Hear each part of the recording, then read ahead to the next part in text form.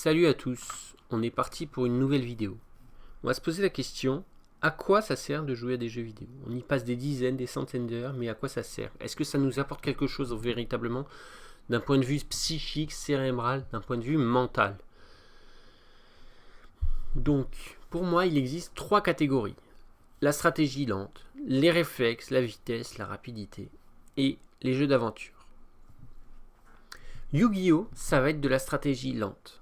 C'est-à-dire, voilà, vous avez autant de temps que vous voulez, vous faites votre tour, et il faut prendre l'avantage sur l'adversaire, voilà. Jouer les cartes le mieux possible pour gagner et dominer l'adversaire. Donc, par exemple, voilà, j'utilise plein de cartes, du coup, je vais pouvoir piocher Mégamorph, et ensuite, avec Mégamorph, je vais gagner, tu vois. Des trucs comme ça. Donc, voilà, la stratégie lente.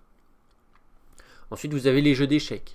Alors, évidemment, de nos jours, ils s'amusent à jouer en bullet, en rapide, en blitz, etc. Mais globalement, les échecs, à la base, c'est quand même censé être un jeu lent, où vous avez des dizaines de minutes, ou voire même des heures pour réfléchir. Et donc, c'est de la stratégie lente. Wakfu, pareil, vous avez des donjons à faire de plus en plus compliqués. Vous avez des boss ultimes. Vous avez des réceptacles qui vont augmenter la difficulté, etc. etc. Donc, pareil, il faut venir préparer, il faut savoir déjà ce qu'on va faire, etc. Donc, ça va être aussi de la stratégie lente. Les Tower Defense, voilà, vous posez vos tours et vous attendez que les ennemis arrivent, tout simplement. Donc, c'est de la stratégie lente. Alors, les jeux de stratégie lente, ça va faire quoi? Alors, on sait, voilà, on a des études, des études qui ont été faites sur le sujet. On sait que ceux qui jouent aux échecs, et c'est sans doute valable pour les trois autres, ceux qui jouent aux échecs ont un lobe frontal très actif. Donc voilà, quand vous jouez à ce genre de jeu, vous allez activer votre lobe frontal. Donc vous voyez, c'est utile les jeux vidéo. Ça va stimuler finalement votre cerveau. Ok, alors le deuxième type. Le deuxième type, ça va être les jeux de réflexe et de rapidité. Donc par exemple, les jeux de combat. Super Smash Bros. Brawl, voilà, qui était très populaire à une époque. Tekken 8, qui est également très populaire. StarCraft 2, voilà, et tout ce qui va être les RTS. Donc là, on a les jeux de combat, on a les RTS, donc ça peut aussi être Age of Empires, Age of Mythology, Warcraft 3, etc., etc., etc. Donc là, voilà, vous faites des dizaines et des centaines d'actions à la minute. Le but, c'est d'être très rapide. Ensuite, vous avez... ici, vous avez Stormgate aussi. Ensuite, vous avez Crash Bandicoot, donc les jeux de plateforme. Voilà, Rayman, des trucs comme ça. Voilà, les jeux de plateforme. Et là, pareil, voilà, faut faire des sauts, faut vite faire une roulette pour massacrer l'adversaire, faut s'abaisser, faut se lever, etc. Donc, les jeux de plateforme, c'est pareil, ça va être des réflexes et de la rapidité. Les jeux de voiture, voilà, on a Crash CTR par exemple, ou bien Mario Kart. Voilà, tout ce qui va être jeu de voiture, pareil, c'est des réflexes, de la vitesse, etc. De la vitesse d'exécution, je veux dire. Ok, alors ces jeux-là, eh ben, on a une étude de Carlos Coronel Oliveros qui nous explique que ceux qui jouent à StarCraft 2, eh ben, ils vont avoir un lobe pariétal. Donc ceux qui jouent à StarCraft 2, ils vont avoir un lobe pariétal et un lobe occipital très très actif. Voilà, tout simplement. Ok. Donc si vous jouez à ces jeux-là, donc c'est sans doute valable pour les 5 là, si vous jouez à ces jeux-là, vous allez stimuler votre lobe pariétal. Donc finalement, on arrive dans une nouvelle ère, puisque pendant des siècles, les gens utilisaient une seule zone de leur cerveau finalement. Et là, on incite les gens à utiliser plusieurs zones. Voilà, le frontal, le pariétal, le temporal. Voilà, on incite les gens et donc les humains évoluent finalement. L'humanité évolue. L'humanité d'aujourd'hui n'est plus l'humanité d'il y a 1 ou 2 siècles. Tu vois. Avec les jeux vidéo, le cerveau des gens est complètement différent. Donc ça, c'est incroyable en fait. L'humanité est une chrysalide actuellement, l'humanité est une chrysalide. L'humanité passée, elle n'utilisait qu'une seule petite zone du cerveau. Et l'humanité contemporaine, elle est en train d'évoluer.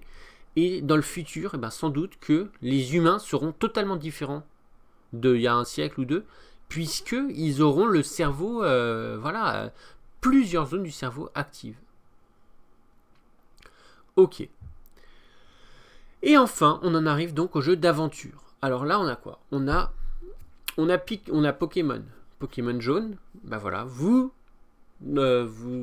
partez à la découverte du monde, vous parlez aux gens, vous discutez, vous apprenez des choses, comment avoir une bicyclette, comment avoir des trucs, comment avoir la CS Vol, comment se déplacer rapidement, comment avoir surf, comment avoir les nouvelles capsules secrètes, etc.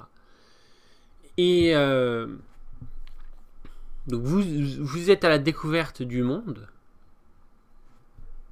Et plus vous jouez, plus vous allez avoir des Pokémon, plus ils vont monter en niveau, plus ils vont être forts, etc., etc. Donc voilà, le simple fait de jouer, sans forcément être très compétitif finalement, le simple fait de jouer, ça va vous permettre de progresser tranquillement. Divinity Original Sin, c'est pareil. C'est-à-dire, vous allez à la rencontre du monde. Alors, il vous faut parler aux gens. Il vous faut comprendre les gens. Il vous faut manipuler les gens. Parfois, il y a des combats, vous ne voulez pas les faire. Tu vois, des fois, à la fin du jeu, tu as un boss super, super fort. Donc, si tu n'as pas la faux du délitement ou la faux du déliement, tu as un pacte et du coup, tu es condamné. Donc, il faut comprendre ce genre de choses et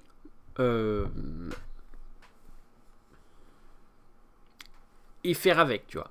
Donc il faut manipuler les adversaires, tu vois. C'est pas juste les combattre, c'est aussi savoir les manipuler, voilà. Tu peux leur dérober leurs équipements, leur voler ce qu'ils ont, etc. Donc c'est pas juste de la stratégie, c'est pas comme du Wakfu. Puisqu'en fait, tu peux manipuler l'adversaire. Et c'est ça qui est intéressant. Et il faut comprendre le jeu. Il ne suffit pas de jouer au jeu, il faut le comprendre, tu vois. Pour pouvoir prendre les meilleures décisions possibles. Donc voilà, par exemple, je ne sais plus qui c'est qui est lié à un pacte. Je crois que c'est le zombie, là. Le squelette. Fane. Il est lié à un pacte avec le néant. Et du coup, à la fin du jeu, tu es obligé de perdre. Sauf si tu as la faux du déliement qui va permettre de briser le pacte. Tu vois. Donc voilà. C'est ça ce qu'on peut appeler l'aventure. C'est-à-dire comprendre déjà qu'il existe un pacte et tout. Et chercher un moyen de le briser. Après, vous avez Diablo 2. Diablo 2, pareil. Plus tu joues, plus tu vas drop des runes, plus tu vas drop des équipements légendaires, plus tu vas drop des équipements rares, plus tu vas pouvoir faire des items craftés, etc., etc. Donc plus tu joues, plus tu vas avoir des bons équipements.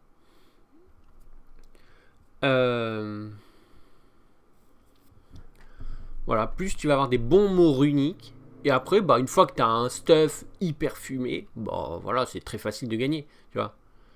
La plus grosse difficulté, c'est de créer ton stuff. Une fois que tu as ton stuff, c'est bon, tu as gagné. Donc voilà, pareil, plus tu joues longtemps à ces jeux d'aventure, plus ton perso il va évoluer spontanément en fait. Voilà, doucement, naturellement, il évolue. Ensuite, vous avez Golden Sun. Là, c'est pareil. Le but principal, c'est de récolter des jeans et des épées, des trucs comme ça. Voilà. Mais donc voilà, plus tu découvres, tu vas à des endroits différents de la carte, plus tu fais des choses, des missions, etc. Et plus tes persos vont progresser. Ok, donc ça va être les jeux d'aventure. Et du coup, ça va être le lobe temporal qui va être actif. Donc voilà, si vous jouez à tous ces jeux vidéo, vous aurez l'ensemble de l'entièreté de votre cerveau qui sera active. Donc voilà, c'est intéressant de le savoir, de le comprendre.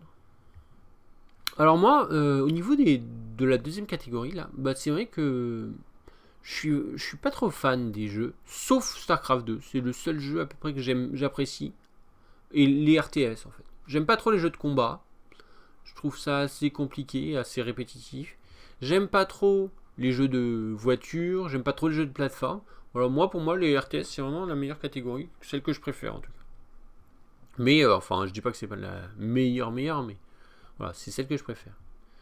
Ici, j'aime bien les jeux de cartes, en vrai. Voilà. Donc ça peut être Magic, ça peut être Yu-Gi-Oh, ça peut être même les cartes Pokémon, ça peut être tout plein de jeux, même le tarot, quand vous jouez au tarot ou quoi. Mais le tarot, c'est moins amusant. Et d'ailleurs, je crois qu'il y a un deuxième volume de Yu-Gi-Oh avec la guerre des roses. La guerre des roses en Angleterre en 1400. Voilà, bon. C'est sorti sur PlayStation 2. Ça a été élu meilleur jeu de l'année en 2006, je crois. Et donc, bah voilà. Je pense y jouer peut-être prochainement. Et ici, j'aime bien Divinity. Vraiment très bon jeu. Baldur's Gate, c'est un peu le même genre. J'aime bien Pikachu. J'aime bien aussi Diablo 2, même si ça fait longtemps que j'y ai plus joué. Voilà. Golden Sun, c'était amusant à une époque, mais plus trop aujourd'hui. Alors maintenant, on va voir les deux derniers trucs là. League of Legends, et bien évidemment, ça va être des jeux de rapidité et de vitesse. Et Overwatch, comme Counter-Strike finalement. Counter-Strike, bah, je pense que ça va être ici également. Voilà, donc j'ai fait à peu près le tour de ce que je voulais vous dire. J'espère que vous avez apprécié. Donc pour moi, vraiment, l'humain est une chrysalide. Dans le monde contemporain, l'humain est une chrysalide. À l'époque, pendant des siècles, l'humain utilisait un petit bout de son cerveau, une petite zone de son cerveau. Et aujourd'hui, l'humain se met à utiliser 100% de son cerveau, à utiliser les 3 lobes. Et donc dans le futur, l'humain sera différent. Donc vous avez Laurent Alexandre qui nous dit oui, les robots sont trop forts, trop intelligents, machin. Mais Laurent Alexandre, il sait pas, tu vois, que l'humain aussi peut évoluer. Tu vois. Bon. J'espère que vous avez apprécié cette vidéo et je vous dis à la prochaine. Salut.